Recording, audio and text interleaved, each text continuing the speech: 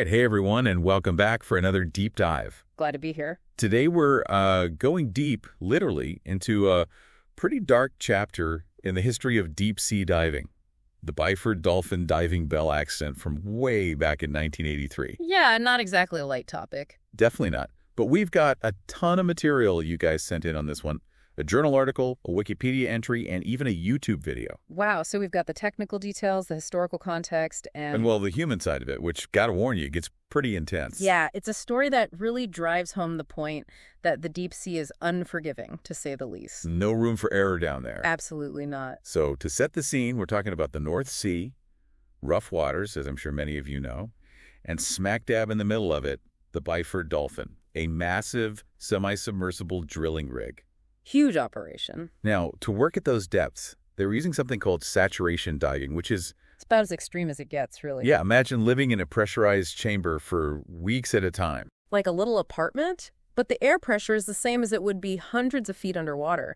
That's how they acclimated their bodies to the insane pressure down below. Right, so they could actually function outside the bell once they reached the worksite. Exactly. But breathing special gas mixtures, constantly under pressure, knowing you're totally reliant on technology to survive, I mean... It takes a toll, both physically and mentally. Definitely. Now, to understand how this accident happened, we got to picture the diving bell system. Right. It's essentially a tiny elevator taking the divers from the pressurized chambers down to the seabed. Looking at this diagram from the journal article, the whole setup seems kind of cramped. It was, yeah. Space is at a premium on those rigs. So on this fateful day, you've got two divers in what they called Chamber 2. Basically resting after a shift. Right, they'd done their time down below. And two other divers, Björn Bergerson and Scholes Hellevik, were coming back up from the seabed in the bell. After a long, hard day of work, I imagine. So far, so good. Or so it seems. But this is where things go very, very wrong. Yeah, this is where the story takes a dark turn. The bell had been winched up to the surface and connected to the chamber system through a passage they called the trunk. Right. And there's a very specific step-by-step procedure they had to follow to equalize the pressure. I mean, we're talking about a massive pressure difference here. Imagine the weight of a dozen elephants on your chest. That's the kind of force they were dealing with. Whoa.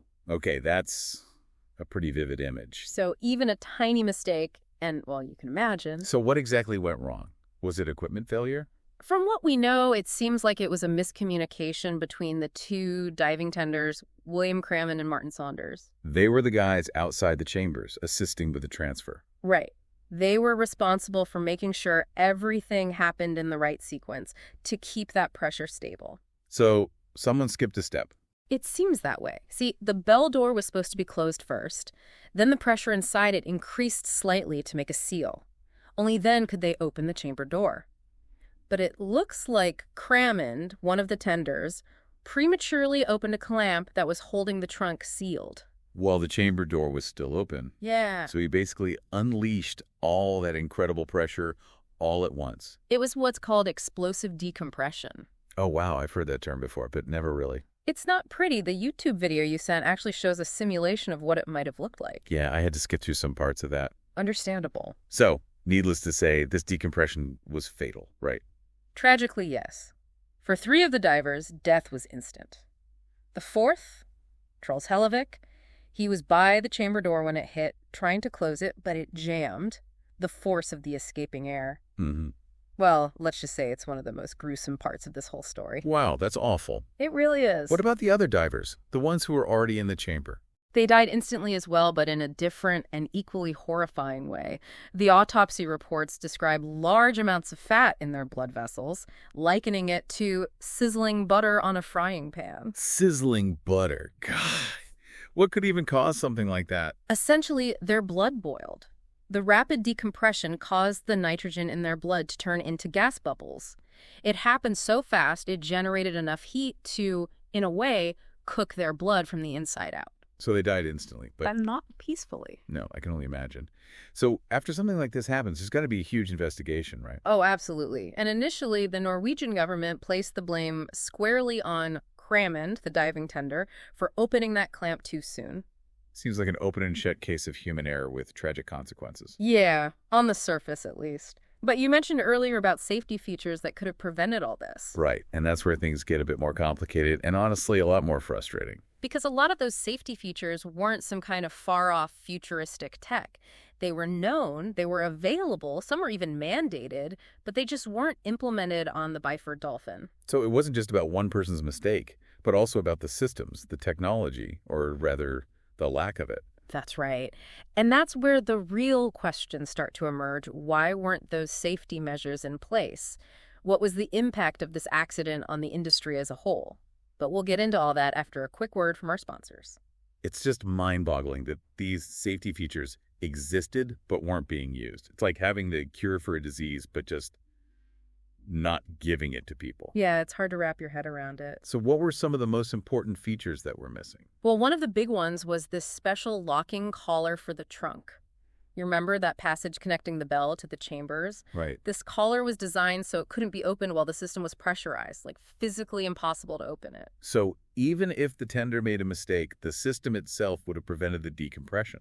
Exactly. It takes human error out of the equation. And then there's the issue of those missing pressure gauges. Right, you said they had to shout through a megaphone to check the pressure.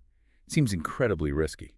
Incredibly, trying to have a clear conversation through a megaphone with all the noise and chaos of an oil rig. Talk about a recipe for disaster. Yeah, not exactly ideal conditions for communicating life or death information. Not at all. And on top of that, the chamber door itself was a problem. What was wrong with the door? It didn't have a mechanism to slam shut automatically if there was a sudden pressure drop. If it had, even with the tender's mistake, the door might have closed on its own, potentially saving those divers. It's hard not to think about all the what-ifs here. It is, but the thing is, this wasn't just a case of one rig having outdated equipment. It exposed a much wider problem within the offshore diving industry. You're talking about the overworking of the crew, right? That was mentioned in some of the sources. Yeah, that and a general lack of awareness or maybe even willingness to overlook the potential risks of cutting corners when it came to safety. So the pressure to keep things running smoothly, meet deadlines, all that, it contributed to a less than stellar attitude toward safety protocols. Exactly. Profits over people, which unfortunately is something we see in so many industries. Yeah, a tale as old as time. Sadly, yes. But the industry has come a long way since then. And a lot of that progress is thanks to the families of the victims and the North Sea Divers Alliance. They really fought for accountability and change after this, huh? They did. They refused to let those deaths be in vain. Their lawsuit against the Norwegian government was a huge deal. It must forced everyone to take a hard look at the systemic issues that led to this accident. Absolutely. And while no amount of money can bring those men back, the compensation was at least an acknowledgement of the wrongdoing.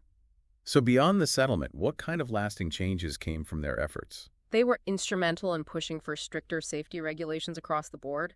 The Byford Dolphin became a wake-up call, a cautionary tale that really spurred the development and adoption of many of those life-saving features we were talking about. It's a bittersweet victory, but a victory nonetheless. It is. This horrible incident ultimately forced the industry to face its shortcomings and, hopefully, put the safety of its workers first. It's a powerful example of what collective action can achieve, speaking truth to power, not just accepting the easy answers. So they didn't just accept the initial findings, they dug deeper, demanded answers. Exactly. And in the end, they made the whole industry safer.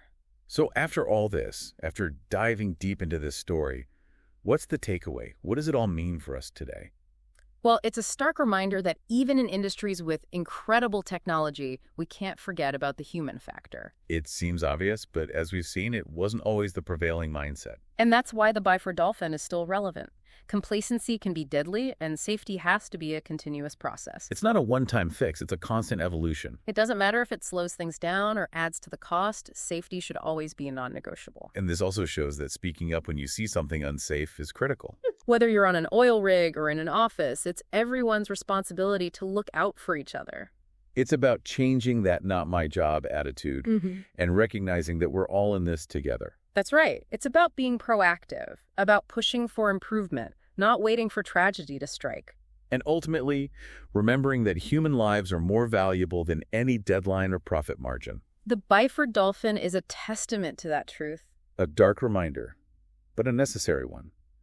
This deep dive has been, well, a lot to take in, but it's a story about resilience, about the power of fighting for change, and about the importance of prioritizing human safety above all else. Couldn't have said it better myself. It leaves us with some tough questions to ponder, though. What other industries might be overlooking critical safety measures for the sake of efficiency? What can we learn from the Byford Dolphin to prevent something like this from ever happening again? Big questions, and definitely worth thinking about. We've been talking about this really horrific diving bell accident, Yeah. Byford Dolphin. It's hard to even imagine something like that happening. But I think what's really important here is what can we learn from this?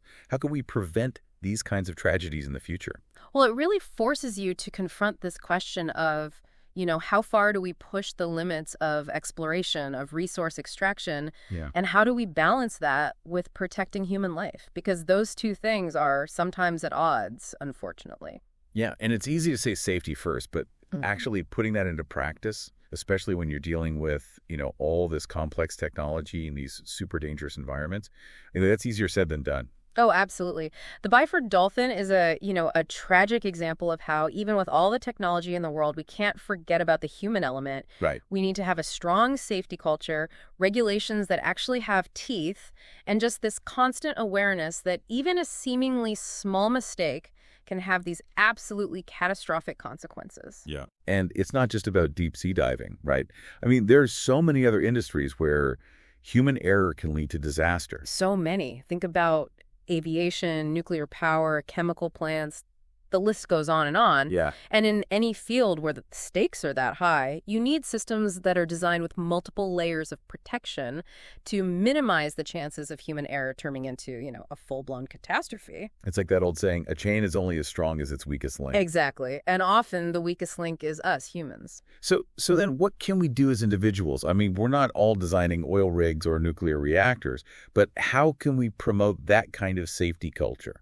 I think it starts with being willing to speak up. If Yeah. you see something that seems unsafe, don't be afraid to ask questions, to raise concerns, even if it feels awkward or like you're rocking the boat. Yeah, it's about changing that mindset from it's not my job Mm, to like we're all in this together. exactly. And it's about being proactive, continuously learning about the best safety practices in your field, and always looking for ways to improve things. Don't wait for an accident to happen before you start thinking about safety. And I think ultimately it comes down to recognizing that human lives are more valuable than deadlines or profits. The Byford Dolphin is a very powerful and very sad reminder of that. Well said. Well, everyone, this deep dive into the Byford Dolphin accident has been it's been heavy for sure, but it's also a story about resilience, about people fighting for change, and about why it's so crucial to put safety above all else. It's a reminder that these lessons apply far beyond the oil rig. They apply to all aspects of our lives. Absolutely. Thanks for joining us on this deep dive. Until next time, stay curious, stay informed, and most importantly, stay safe out there.